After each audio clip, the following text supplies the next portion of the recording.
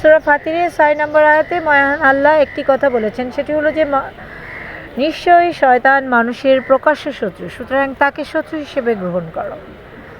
সে তো তার দলবলদের এজন্যই ডাকে যে ওরা যেন জাহান্নামী হয়। তো আমার প্রিয় ভাই বোনেরা, আপনি দেখেন যে এইখানে মহান আল্লাহ পবিত্র কোরআনে এভাবে অনেক আয়াত এসেছে, যেমন সূরা বনী ইসরাঈলের ৫৩ নম্বর আয়াতে এসেছে, মানুষে বিভেদ সৃষ্টির উস্কানি দেয় একমাত্র শয়তান। তো বিষয়টা হলো যে শয়তান এখানে সব কিছু করে, কিন্তু আমরা মানুষেরা এই জিনিসটাকে বুঝি না বা বোঝার চেষ্টা করেও অনেক সময় আমরা এটা থেকে সরে যাই। সেটার কারণও শয়তানটা।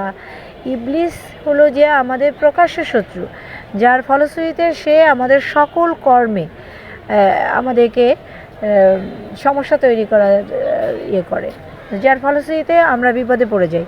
তো আমাদের উচিত শয়তান সম্পর্কে ব্যাপক পড়াশোনা করা, কারণ শয়তান হলো সেই যে আপনার প্রতিটি পদক্ষেপে আপনাকে সে খারাপ পথ দেখাবে, আপনাকে বিভিন্ন রকমের, আপনি সারাদিন যেসব কাজ করেন এসব কাজের মধ্যে যে ভুল কাজগুলো করেন এগুলি সব শয়তান দ্বারা প্ররোচিত।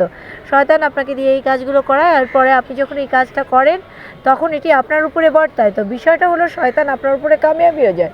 মহান আল্লাহ এই জন্যে বারবার পবিত্র কোরআনে বিভিন্ন গ্রন্থগুলোতেও বলা, বিভিন্ন অন্য যে গ্রন্থগুলো আছে ওগুলোতেও বলার চেষ্টা করেছেন যে শয়তান তোমাদের প্রকাশ্য শত্রু।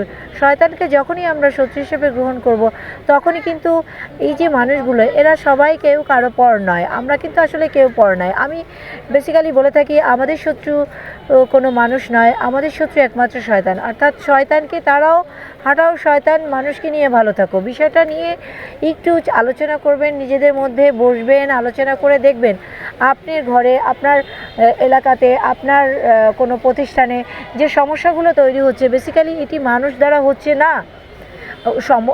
মূলত যেটা যে আমরা আসলে ওকে দেখতে পাই না, ও অদৃশ্য থাকে, যার জন্যে ও যখন পিছনে এসে বলতে থাকে তখন আমরা দেখতে পাই না। আর ও কানের কাছে হুইসপার করে, আপনি দেখবেন কানের কাছে কারো কোনো কিছু যখন বলতে থাকেন তখন সেই কথাটি সে গ্রহণ করে।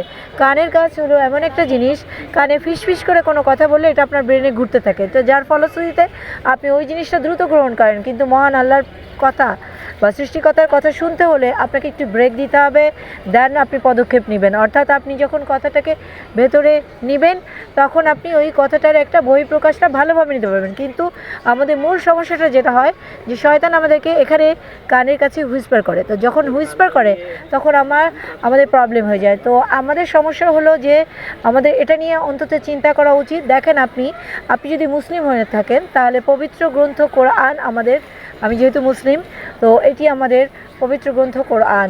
তো আমাদের এই কোরআনের প্রথমের সূরাটা যেটা ফাতিহা, সূরা ফাতিহার শেষ আয়াতে আমরা বলে থাকি যে হে আল্লাহ আপনি আমাদেরকে তাদের শরণাপন্ন করবেন না যাদেরকে আপনি পথভ্রষ্ট করেছেন। তো পথভ্রষ্ট গ্রুপই কিন্তু শয়তানের গ্রুপ। আপনি যদি চলে যান পবিত্র কোরআনের শেষ সূরা নাস, আর নাসের শেষ আয়াতটা আপনি দেখেন এভাবে, সদা পলায়নকারী শয়তান কুমন্ত্রণা দেয়, কখনো মানুষের মধ্যে থেকে কখনো জিনেদের মধ্যে থেকে। তো আপনি আলটিমেটলি মহান আল্লাহ এটি বোঝানোর জন্য চেষ্টা করেছেন শেষে এটি একটি কোরআন, আর এটি শেষ বাক্যটি দেখেন কী রকমের। তাহলে কি আমার প্রিয় ভাই বোনেরা এটা নিয়ে কি আলোচনার ব্যাপকতা আছে না? আমি আপনাদের কাছে প্রশ্নটা রেখে যেতে চাই। তো আমার কাছে মনে হয়েছে যে এটি নিয়ে ব্যাপক আলোচনা করা উচিত। এবং আমাদের ভাই বোনেরা, আপনি দেখেন হিন্দু, মুসলিম, বৌদ্ধ, খ্রিস্টান এরা কেউই কারোর পর নয়, আমরা প্রত্যেকেই এক। কেমন আমি এটা প্রমাণ করে দিতে পারি। আমি যদি একটি গামলা রাখি আর গামলাতে আমাদের সকলের রক্ত রাখি, তাহলে আমরা যদি বলি যে রক্তটাকে বের করে নেন তখন আমরা কিন্তু পারবো না। আমরা বলবো যে রক্তটি মিশে গেছে, তাহলে আমাদের রক্তের ধর্ম হলো মিশে যাওয়া, আর আমরা মানুষরা এক জাতি।